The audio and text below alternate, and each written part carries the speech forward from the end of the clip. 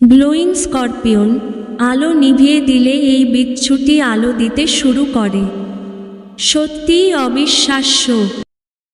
পাহাড়ি মেছো বিড়াল, ছোট আকৃতির, সুন্দর পশমের, ক্যামেরায় ধরা পড়ে পাহাড়ি বনে। মাডস্কিপার একটি মাছ যেটি পানির বাইরেও হেঁটে বেড়াতে পারে, উপকূলীয় এলাকায় দেখা যায়। অজগরের আত্মরক্ষা কৌশল, এরা মরার অভিনয় করে শিকারীকে ফাঁকি দেয়।